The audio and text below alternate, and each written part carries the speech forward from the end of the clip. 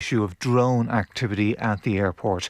It comes after operations were suspended on 3 separate occasions over the weekend. Ryanair is accusing Minister Eamon Ryan of staying silent on the issue and is demanding a clear list of actions. Dara Brady from the airline outlined how drone activity affected travellers in recent days. We had 13 diversions, primarily into both Belfast and Shannon, which impacted about 2,500 passengers. More importantly, we also then had thousands of passengers across the entire airport that were flying on other flights that were equally disrupted when their flights couldn't take off while the airport was closed. So we need to see far more urgency in the matter, and we need to see some solutions on the table from the Minister. The Ombudsman for Children is encouraging parents to apply the same household rules online as they do offline. A new survey by Cyber Safe Kids revealed 3 in 10 children can go online whenever they want. 22% have seen something they wouldn't want their parents to know about. The Children's Ombudsman, Dr Niall Muldoon, says parents need to play an active role in their child's online activity. It's the same as unsupervised activity for a child offline. It can be dangerous, it can be great fun, it could be no problem at all.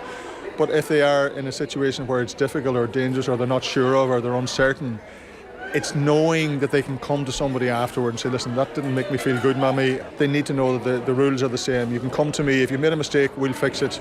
We'll work together and we'll keep you safe. The government has published the Attorney General's report on nursing home charges. It found that legal advice given to the government was sound, accurate and appropriate. More from Sean O'Regan. The Attorney General was asked to review files regarding charges levied for the provision of private nursing home care to medical card holders before 2005 and the non-payment of the disabled person's maintenance allowance to people in residential care prior to 2007. It emerged last month that there was a legal strategy to limit payouts to people on medical cards who would have been entitled to nursing home care provided by the state by settling cases out of court. The Attorney General's report analyses the nature of the state's approach to civil litigation and provides an explanation of the litigation process. It states that the government acted prudently in settling claims involving care in private nursing homes. Ross Fanning also confirmed that there was no positive legal duty to make retrospective payments. That's it for now. More in an hour. News Talk weather. Thanks to Ryanair. Make the most of Paddy's weekend with Ryanair low fares to Bologna, Lisbon or Madrid. It'll be mostly dry tonight with clear spells. Now you're up to date on News Talk. Your chance to win big.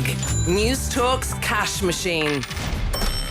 A special cash machine this week. One very simple amount for you to remember.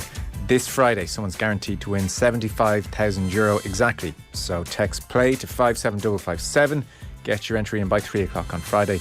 And then across the Go Loud network of stations, Barry Dunn will make the call. If your phone rings, answer within 5 rings. The exact amount in euro and cents, and the cash is yours. So remember the amount, €75,000 exactly.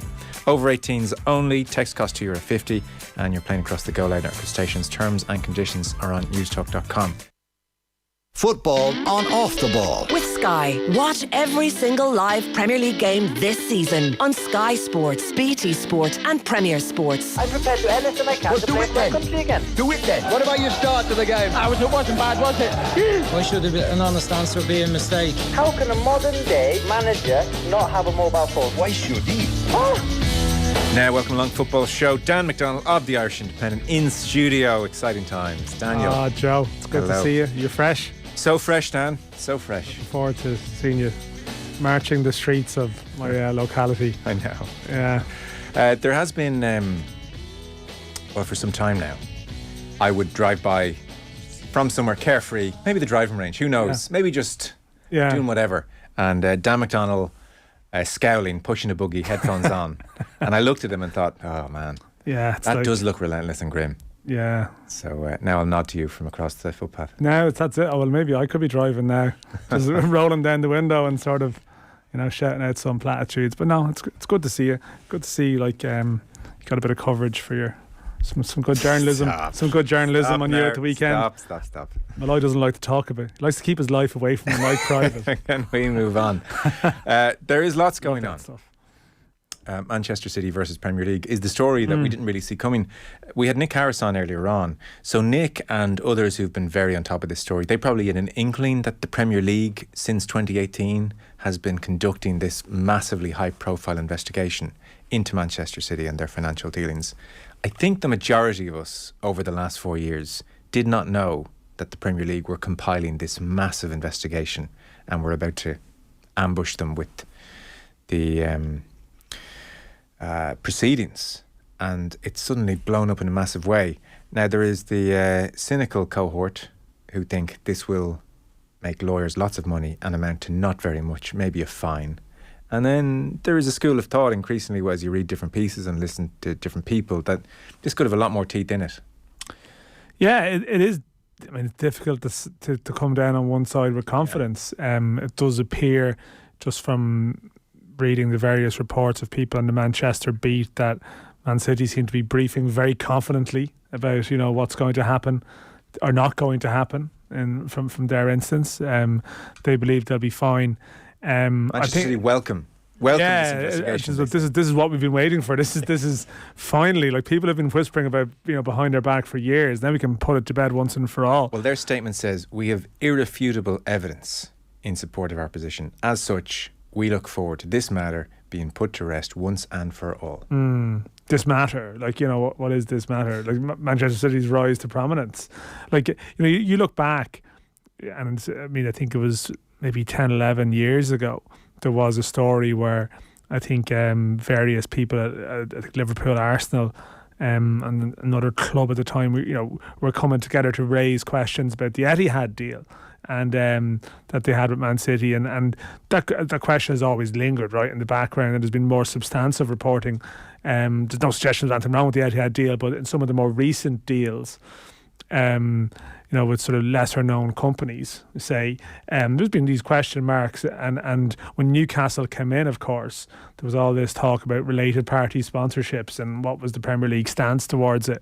But people probably, in some way, sort of thought, this is the game, isn't it? Yeah. This is the game, and everyone's getting rich along with the Man City Express to some degree. As in, Man City's wealth has elevated the Premier League in some ways, and people sort of see, at times the European Super League, Man City are very much in concert with the other big clubs, and you sort of assume, this will be okay. So, but I don't know. I mean, there's sort of an absurd element to it.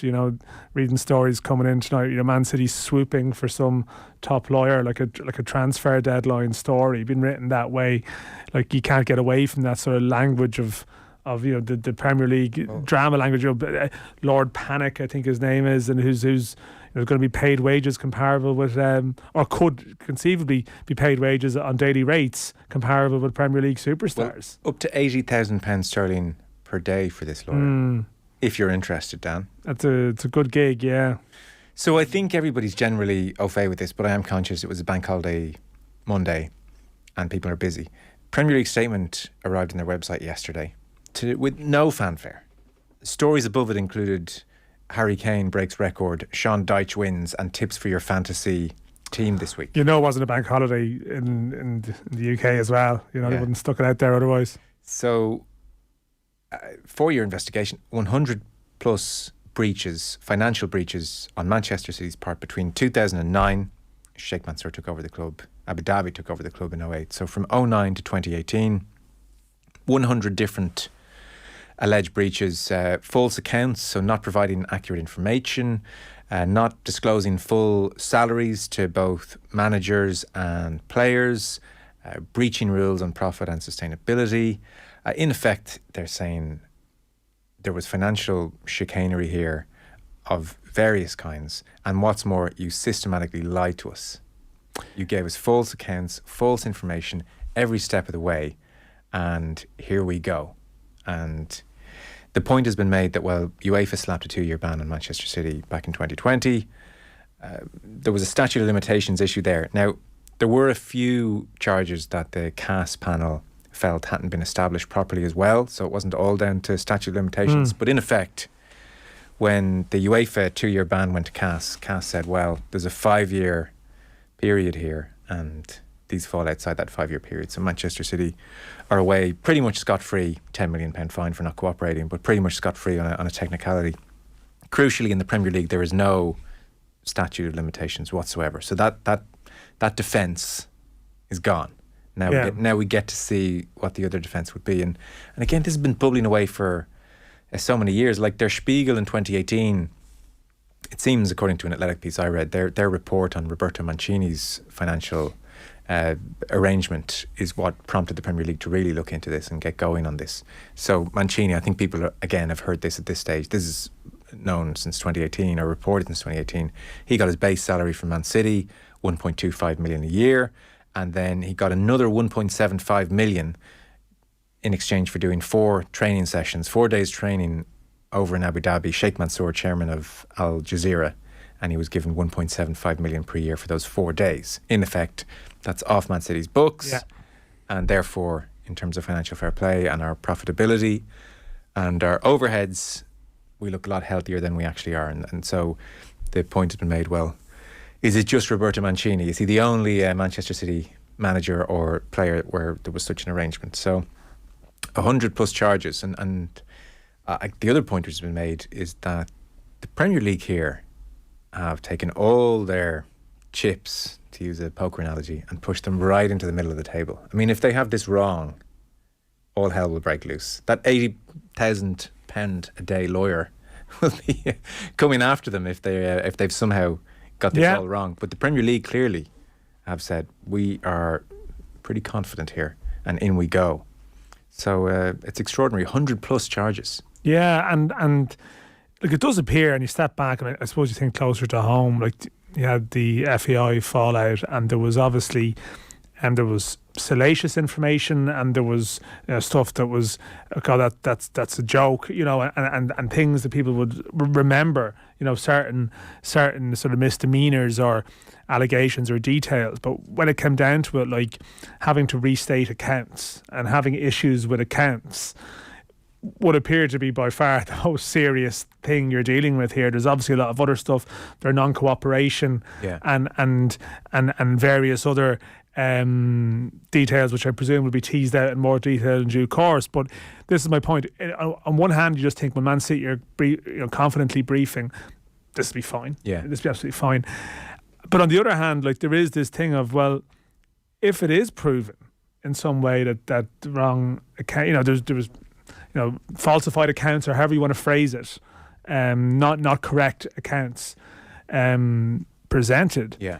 I mean, how do you sort of square that easily and go, well, yeah, we'll take you a few points off or take this fine? Like, you know, particularly, as you mentioned, like the Premier League is sort of governed. I mean, how the Premier League started, I mean, is a breakaway, but it's governed by its own handbook or whatever. And it is obviously, it seems like if it goes appeal, you know, you go into a form of the legal system, you just you're not going to cast with this one. No. But I mean, that does, I don't know, to me, I just think, okay, if that first charge or those top line charges are proven in some ways, then maybe it is possible that this isn't the classic sporting whitewash where we've been there and you see in all sorts of codes, you know, dramatic punishment floated or even in some cases applied and eventually withdrawn and it goes away. Now, the fact that this it appears conservatively like this could take at least a year, or certainly if it was done in months rather than a year, that would be quick.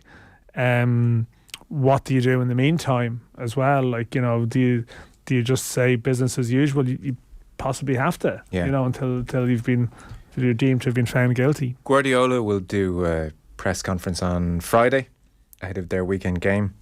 In May 2022, last year, he was asked about the considerable smoke around Manchester City when it comes to this issue and the UEFA ban in 2020. What he said in May of last year was, the club, the hierarchy, they explain, I believe them. I said to them, if you lie to me, then the day after, I'm not here. I'll be out and I will not be your friend anymore. I put my faith in you because I believe you 100% from day one, and I defend the club because of that.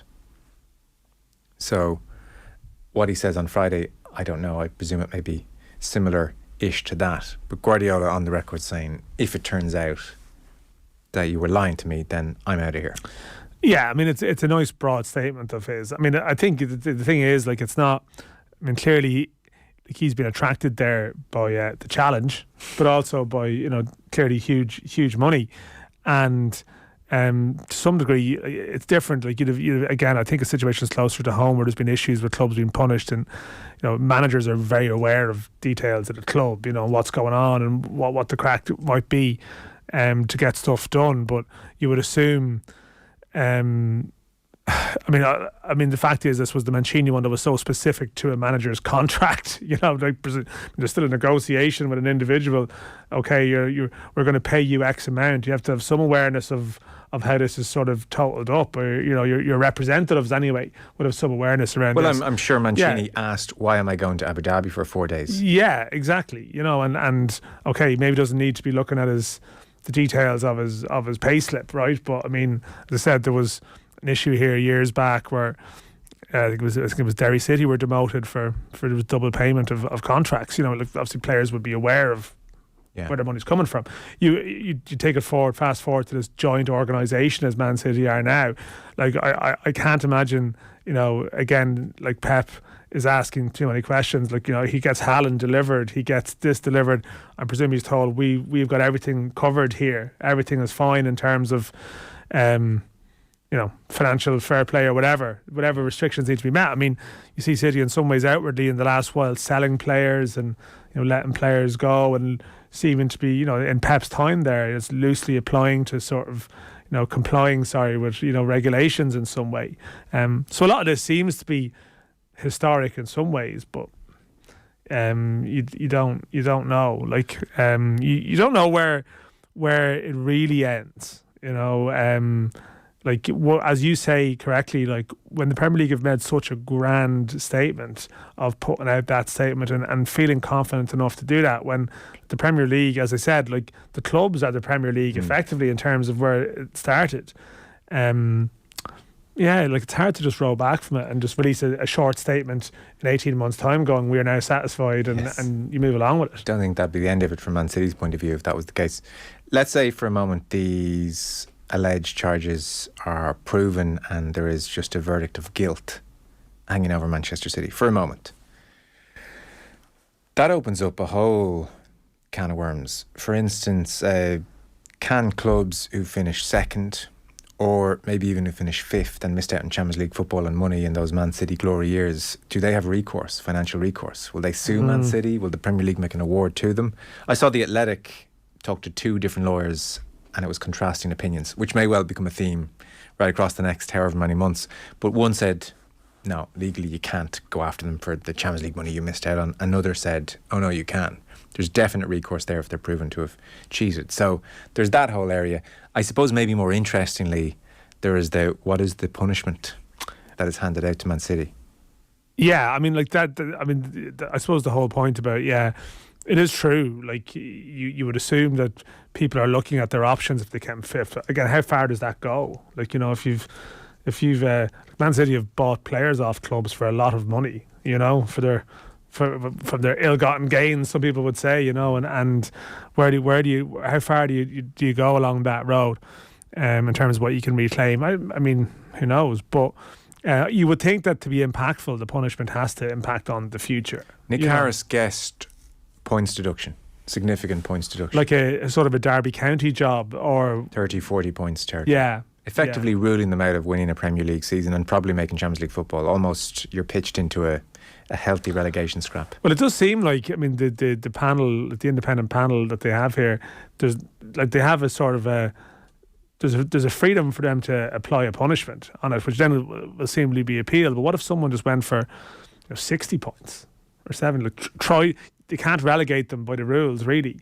Just again, because of the nature of what the Premier League is, because there's nowhere to technically relegate them to, because the EFL is a separate entity.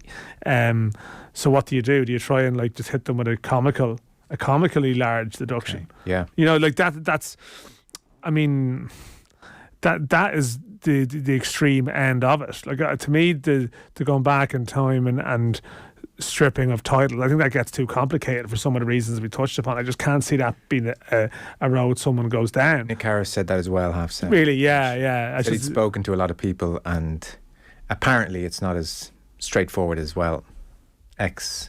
you've done X, punishment is Y, we just take the titles off you. Congratulations, Brendan Rodgers, you're a Premier League winner. Apparently there's all sorts of legalities there. I don't know why with Lance Armstrong it was done fairly routinely. It's different. I mean, I suppose because you're part of a ladder and then there's a trickle-down effect. I mean, say Lance Armstrong, okay, but there wasn't a case that someone who'd finished third or fourth or fifth, there was a dramatic, like they get bumped up to fourth, third or second, that there's a dramatic implication there for them. Like I seem to recall, I don't know if this was mentioned, I didn't hear, Nick, but being back in time, there was the Sheffield United West Ham case, which goes back to, I think, the West Ham signing of Tevez and Mascherano.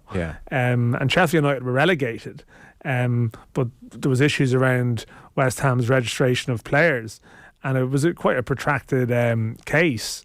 But I think whatever punishments or whatever verdict was reached, you could then go back and, you know, relegate someone, or, you know, to say, like, particularly when it's drawn out over a period of time, like where do you fix the point of, you know, what seasons are affected? Okay, this is 2010, 2018, but where do you start? You know, it's much more impactful to look ahead. Yes, that's okay. what I'm saying, I take that point.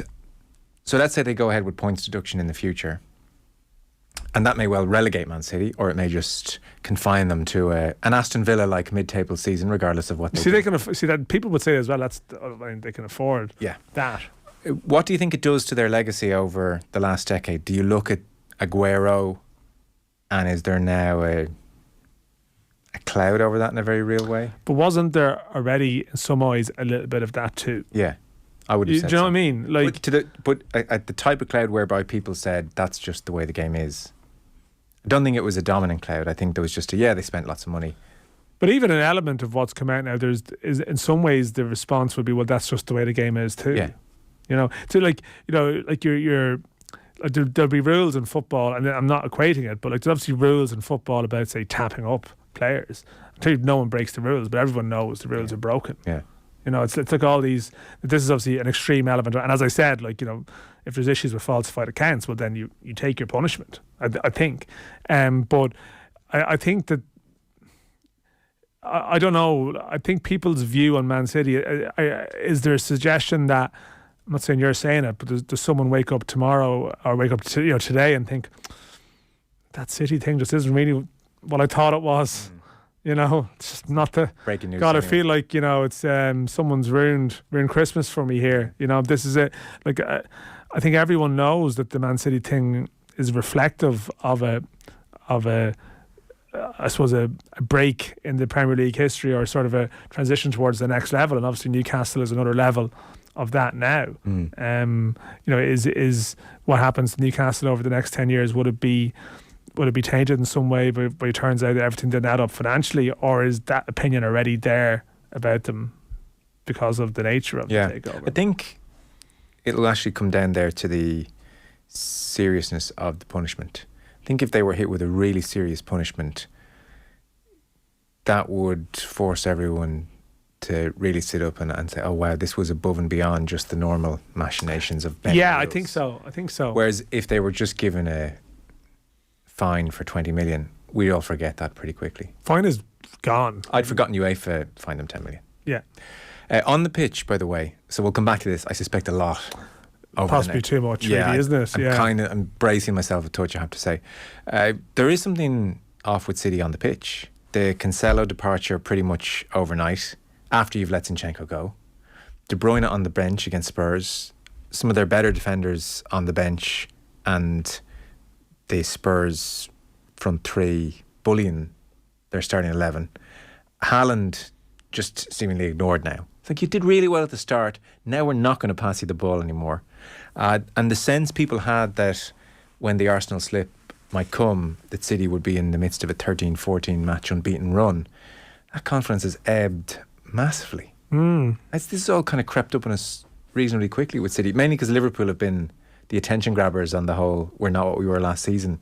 Yeah. But there's something really off with City at the moment. Yeah, and there's always that sense that there's a that's why they're champions moment with some team, and you sort of felt that. Okay, I mean, there was the comeback a couple of weeks back.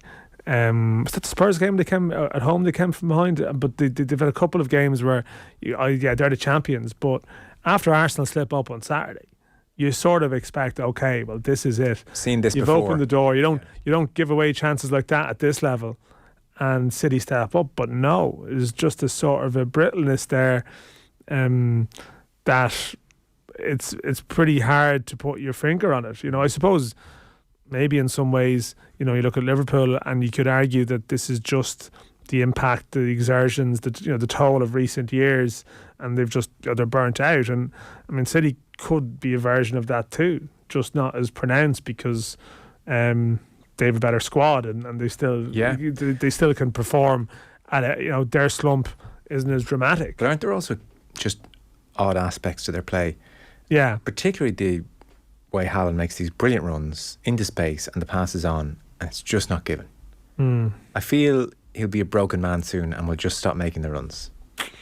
I don't understand what's happening there. No, and I think we were on here a couple of weeks back with Damien Delaney talking about it. I think it was after the Man City Arsenal Cup game, right? And a couple of the Guardiola comments afterwards were almost criticising the team for not being direct enough in the first half. And you're trying to figure out where does the manager stand on this.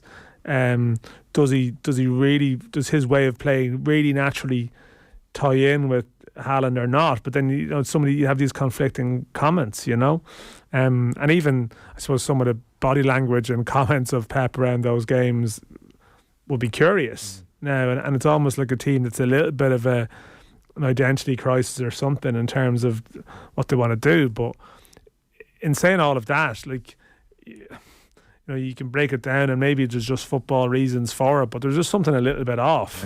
That it's you can just say, well, there's no human element to this at all. It's just your system or it's just malfunctioning here in some ways, and that maybe that's true. But it seems to me like you're looking more for a team to just stand up and sort of really sort of stamp down their authority. That's what the champions generally do at some stage, and they're not doing it. I mean, I suppose in some weird way now, can they find some kind of siege mentality from this crisis? This sense of, in some ways, they're out to get us. They don't like us. And whatever, and try and somehow draw some strength from this adversity, this cloud hanging over them to focus the minds. That's got to be the glass half full. The glass half empty is obviously players wondering, God, could this thing come to an end? Which is probably unlikely.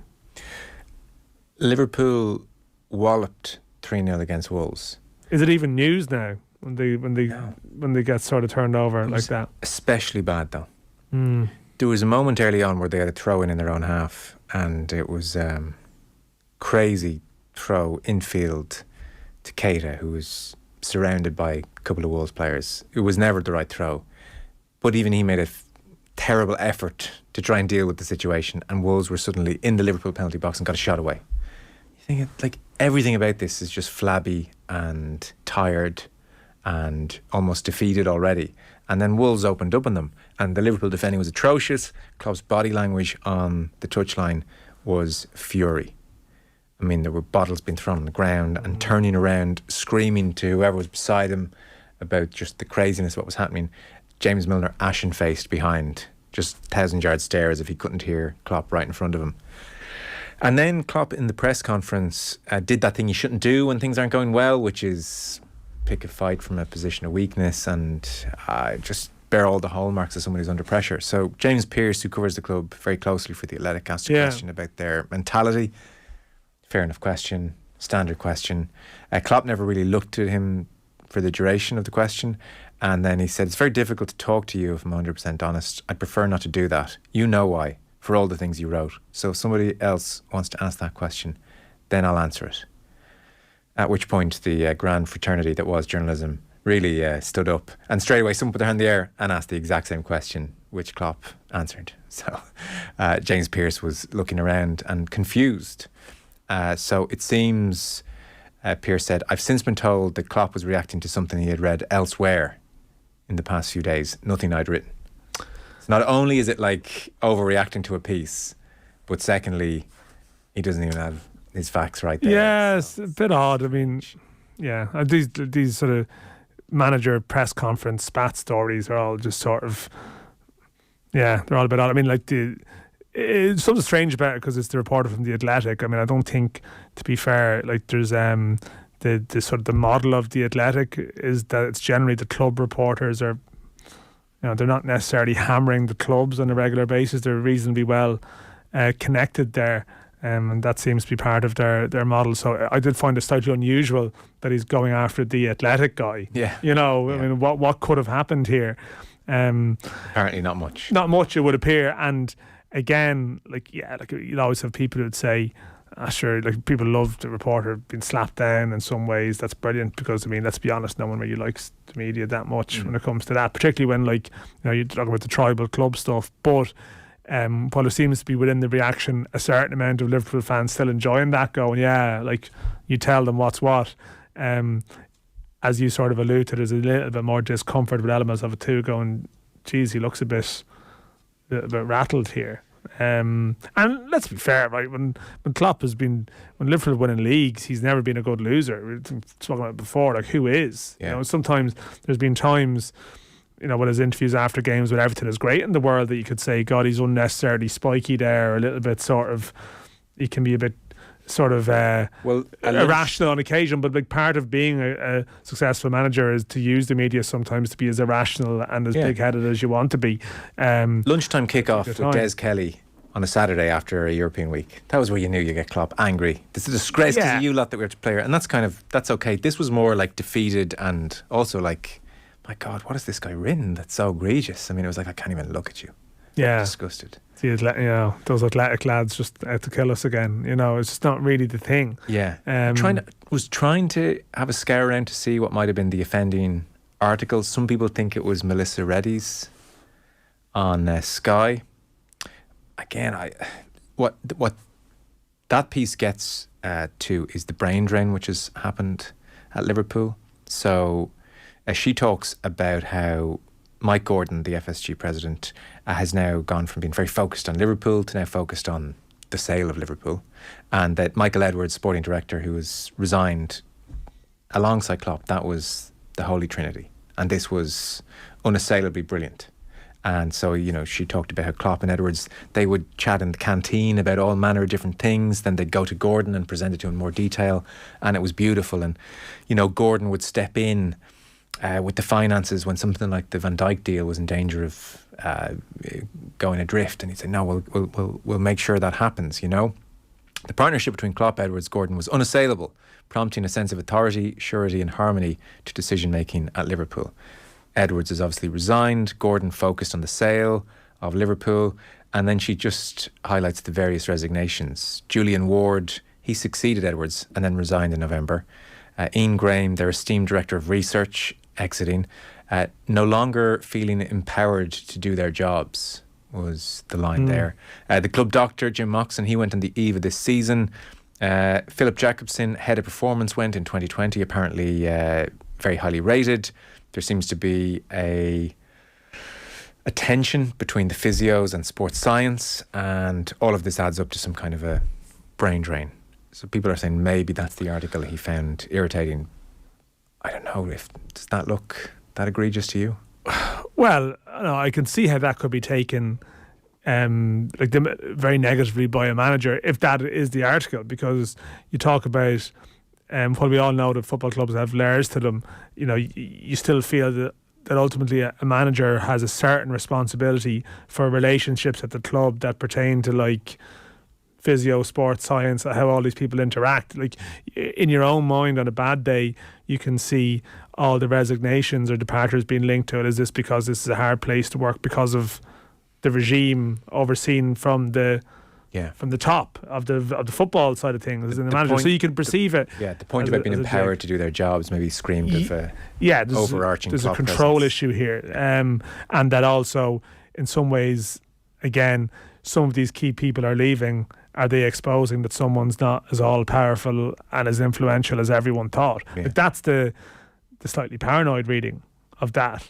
I'm not saying it's what drove this in any way, but it's odd. I mean, sometimes as well, I'm not saying it's what happened here, because it did seem a little bit more sincere, his anger in a way, but like sometimes it's just a complete tactic as well too, isn't it? Like, you've had an absolutely shocking performance. Just kick off and do something. Put manners in everyone. Take things in a different direction. But I'm not sure if that's the case here. I mean, Ferguson was a master of that. Obviously, if there was a particularly bad defeat or something, he knew how to change, get everyone talking about that, his outburst rather than the game itself. But well, Liverpool have Everton Monday, Sean Dyche, who will come to in due course, and then they've Newcastle, and then they've Real Madrid. And this thing is in free fall. So we'll watch this space. Jesse Marsch has departed the scene at Leeds, not by his own choice, obviously. So Adam Pope of BBC Leeds going to tell us what's going on there. Just 1 second. Football on Off the Ball. With Sky, proud partner and supporter of the Republic of Ireland women's national football team. This is News Talk. Moncrief. There's another one though called Kyoto.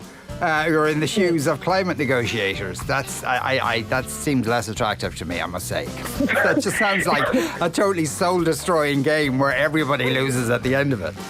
Moncrief. Brought to you by Avant Money. Weekdays at 2 p.m. on News Talk. Dundeel Motors is home to Ireland's largest range of new and premium used cars from all of Ireland's trusted car dealerships. That's why you will find Brady's Mercedes-Benz on Dundeel. Visit Brady's Mercedes-Benz showroom on Dundeel to find your next car. Dundeel Motors, for Ireland's largest range of new and used cars from all of Ireland's trusted car dealerships. Visit dundeel.ie today. Greener choices are the key to a sustainable future.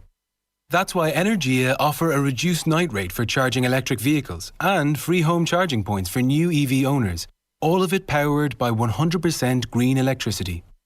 Because the choices we all make today will change how we live tomorrow. EAB €1,588, 13.75 cent night rate. Free charger T's and C's apply. See energia.ie. We know when you're in the trade, you need tools you can rely on to get the job done. So at Screwfix, we've a huge range of over 23,000 products. And with our trade-rated stamp of approval, plus top brands like DeWalt, Milwaukee, Bosch, Makita and loads more, you know you're getting quality you can trust. Shop online at screwfix.ie or in over 30 stores. Screwfix, the choice of champions. You might be surprised by the working family payment. For many working parents, covering the everyday costs of family life can be a stretch. But there's some good news.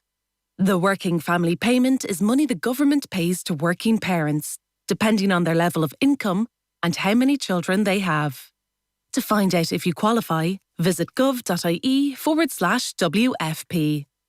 A Government of Ireland initiative brought to you by the Department of Social Protection. This is Dr. Georgina Jordan, Head of Emergency Response for GOAL. The major earthquake that struck Turkey and Syria has left thousands dead and many more without shelter or safety. GOAL teams are on the ground assessing needs and providing support to the already fragile communities affected. Please make an urgent donation now at goal.ie. Thank you. Transform fresh beans into your perfect coffee with DeLonghi Bean to Cup coffee machines. Discover our new range of manual and automatic machines today from appliancesdelivered.ie. If it's online, it's in stock with next day delivery across Greater Dublin. Check out the DeLonghi range and more at appliancesdelivered.ie. At News Talk, we talk to almost 800,000 people every week. All kinds of people. In the mornings, on the school run, at work and on the way home. We talk to them at lunchtimes, weekends, before they go shopping or head out for the evening. And we talk to them wherever they're listening, on radio, mobile, desktop and smart speakers. But right now, of all the people we talk to, we're talking to you, businesses. Because if you want to talk to your customers, all you need to do is talk to us. To find out how we can make radio advertising work for your business, contact us at newstalk.com/advertising. Newstalk. We let people know your business. Part of the Bauer Media Network of stations. Football on Off the Ball. With Sky. All the football you love in one place. Across Sky Sports, BT Sport and Premier Sports. You're very welcome back. Joe Molloy here, Dan McDonnell here. Adam Pope of the BBC over in Leeds is with us as well. Evening, Adam. Good evening, guys. I'll give you this, you're never dull. Well, Leeds United, it hasn't stopped for the last 24. So it hasn't stopped now, as more and more names have been linked with the vacant job, of course. So a bit crazy. I have to say, guys, it was a case of when, not if, though. With Jesse, I felt this week. But that's great, because and we're all acknowledging our issues here with Leeds, in that for whatever reason, anytime I've watched them, anytime Michael outside has watched them, and Pat Nevin, who's our resident pundit on a Monday, we asked him about it last night, and he said, look, I'm the wrong person to ask. I've seen Leeds play 4 times in the last number of months, and they were brilliant all 4 times. They were just a bit unlucky. So I can't really tell you what's going wrong. So you can explain all. Anytime I've seen Leeds, they've been perfectly acceptable as well. Well, it depends which games you've seen, obviously. Yeah. I mean, they've had a few crazy sort of games. Beating Chelsea, of course, playing well against Arsenal, losing, being very unlucky, should have won the game. Anfield was incredible because it was just a mad win late on. And then, there's a 4-3 against Bournemouth. But the facts are that if you've watched them for any considered period of time, since that Chelsea win, it's 2 wins and 11 points. It's the worst in the division. There just hasn't been any consistency, Dan and Joe. And, when you... And that's been the problem. This system has not settled into place at all over the nearly 40 games that Jesse Marsch has had. This you want to call it a Red Bull system, an arrow system, and it just hasn't produced consistent results nor attractive football. And it's just confused everybody, I think. And that's why most of the time you've gone to see games, you won't have seen a great performance, and certainly not a decent result. I did see Patrick Bamford after the game against Forest, the 1-0 defeat. He said, we needed more runners running past me to drag Forest centre-backs out of position, create a bit more space. The whole game was literally 2 versus 1, which made it difficult. And unfortunately, I couldn't find the answers to solve that. End quote. By extension, nor could my manager. Yeah, now that quote, don't forget, it's come straight after the end of the game. I think, Patrick's an intelligent guy. I don't think it's a massively barbed poke at Jesse Marsch before, the axe finally fell. But I do think it does sum up some of the difficulties that he and others have had. There were no runners going past him. There was no service. I can't remember Patrick Bamford having a chance at all. And this is a guy, as you know, he works really hard to make things happen. He stretches defences. He does I think he had 1 chance in the game, which he did miss, to be fair. He mishit, but it fell for Luke Haley, and then he probably should have scored. But I totally get it. It wasn't a massive go at Jesse, I don't think. I think he's just being honest. That was my interpretation of it. But others I know have picked up. I know Chris Sutton, the former Blackburn and Norwich and Chelsea striker particularly last night, made a big thing out of it. But honestly, I think it did reflect that there was a problem with the system. That's what it did reflect. And, on reflection, maybe he should have kept that in the dressing room. But I'm quite glad that players come out and speak with honesty about what they felt was going on. But don't forget, at the end of it all there, guys, at the end of that quote, he actually takes responsibility and said, I couldn't solve it. Just curious, Adam, you've covered a lot of Leeds managers over the years, and some good, some bad, probably some popular, some not. How will Jesse Marsch be remembered? He had 11 months. He came in to do a job last season at a particular time. I don't know, in 5 years' time, when he's mentioned, how would the typical Leeds person respond? Well, I don't think they'll remember the reign in terms of anything memorable for the way that they played football. I think what they'll remember is that he was a nice guy that tried hard but wasn't up to the challenge of evolving Leeds from the Bielsa era. And that's been borne out in the results. That's how to be remembered. I think some people are a bit harsh when they sort of bracket him in with a David Hockaday type thing. But probably the closest way I could compare him to anybody under recent times is maybe something like Thomas Christensen. That was a particularly left field appointment under Victor Orta and the board at the time. And that didn't work out. This felt maybe not as left field, because there was a sort of, a body of evidence to suggest that he could coach well in Europe to an extent, maybe not the Premier League as it's turned out. But it'd probably be in those realms. Nothing was achieved, nothing was pushed further on. Leeds are in a worse position in the league, really. However, the difference is they have a better squad than when he came in. I think that's fair to say with the amount of signings that have been made. So it won't be remembered fondly, although he'll be remembered as a nice guy that maybe spoke too much management speak. And for some people, he was never going to be accepted because A, he was American, which is unfair, and B, they felt that there was too many shortcomings. My personal view was I thought he might have gone as early as October. But by the Nottingham Forest game, it was clear that even his best sort of supporters were either quiet or had turned against him. Right. And this system you talk about, which was too narrow and never quite took, what would he generally respond with when that was put to him? Well, it was put to him on several times, even as recently as a few weeks ago. He was asked, what are the merits of this system? And I don't know if you remember, he talked about the idea of basically funneling possession once it's regained into a very central area, because the goal is in the middle of the pitch, at the end of the pitch. And it sounds a bit of an obvious thing to say, and it is, and it brought a lot of mirth, towards him. Whenever we questioned him about playing with a lack of width, he said, well, that's not strictly true. However, I can remember lots of times when possession in that frenzied manner had been regained, and we saw that under Bielsa as well. However, the difference was players would literally be looking up and wondering, where am I going to pass this ball to, or who am I going to find? Because there was just this treacle, this morass of players in the middle of the park, literally falling over each other and just not opening up the pitch. And the other thing as well is that, and the point was made by former title winner John Newsom to us at the weekend. He says he's watched a lot of Leeds this year with us. And he said, once Leeds get possession, right, if they lose it, they're out of shape because they've literally gone flies around a honeypot trying to get the ball back. And they were so easily unpicked, attacking, corners at Aston Villa where they should have scored, leading to a goal within 2 passes. Crystal Palace chipping the ball over the top. The other night, Nottingham Forest having scored their only goal, but then very simply altering their tactics to sort of counteract Leeds and nullify them in the second half, despite Leeds having all the ball.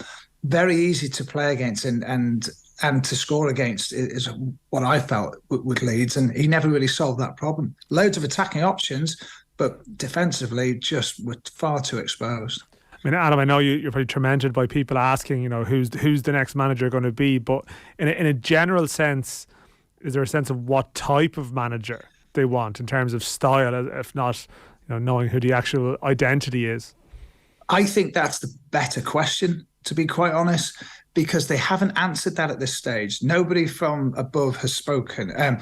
So if you just rewind back to Bielsa, the idea was that Marsch would evolve from that system and make Leeds, better, and obviously move them to the table. That hasn't happened.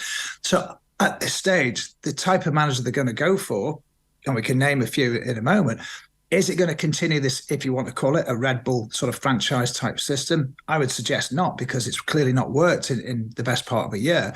So do they go back to a more aesthetically pleasing and a more expansive style of football, which I think we'd all would hope for? But whatever, they need to get themselves away from trouble. So in that sense, which sort of managers are they going for? Now, we don't know what style that they want to adopt. We don't know what this sort of, if you want to say, the new philosophy is, the club. But the type of managers they're looking at now is, as I understand it, Iraola, who's at Vallecano, who I think he lifted them to 5th last night with a win over Almira. He seems to be very, very high on the list of Victor Orta, the sporting director at Leeds. And he and Angus Kinney, the chief executive, and now Andrea Radrizzani, who tweeted just a few hours ago that he reckons that they should have a new candidate in place, or a new appointment in place tonight or tomorrow. They're leading the hunt. So, Iraola was one. Carlos Corberán was mentioned at West Brom, but he signed a new deal tonight, as you'll probably be aware. I don't think he was number one on their list. He's had links with the clubs before, and he's done fantastic work with Huddersfield and West Brom. But the other one that's going mad, and I don't know if you've just been watching it during the show, guys, is Arne Slot at Feyenoord has crept right at the bookmakers' rankings, if you like. I've got nothing to say that he's going to be the guy, but clearly that's one being in charge of Feyenoord and leading at the top of the table. That his name has been mentioned. But if I was to say one that seems to be fitting the profile maybe of what the sport director wants, it would be Vallecano's Iraola.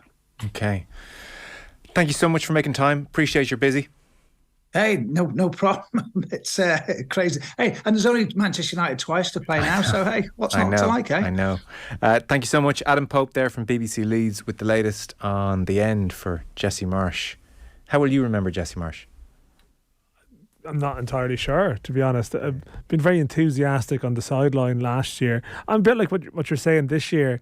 I always wanted him to do well on the basis of just this American sort of he's just another Coach Marsch here, you know, like, and then like you would occasionally cringe through the occasional comment he makes, and you're thinking, is that just because he's American and he said that, as opposed to the substance of what he's actually said himself? Yeah. I sort of was rooting for him a bit last year. This year, I don't know. It's sort of indifferent, really. I don't know. There's so many. I mean, the whole point is like the turnover of managers in the bottom half of the table this year is just ridiculous. That it's.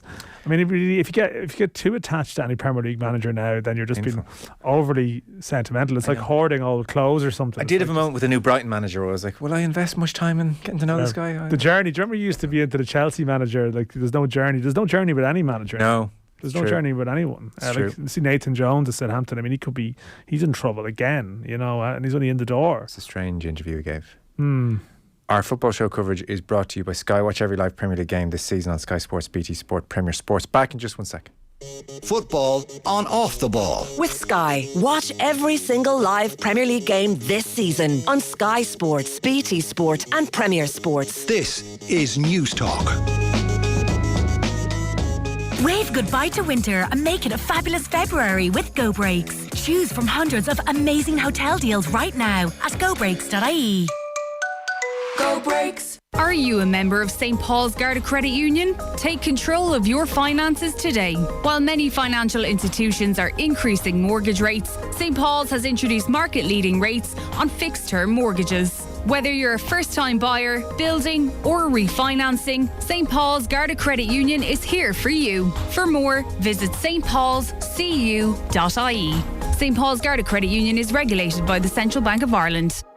At Screwfix, we're cutting prices on trade essentials so you can get your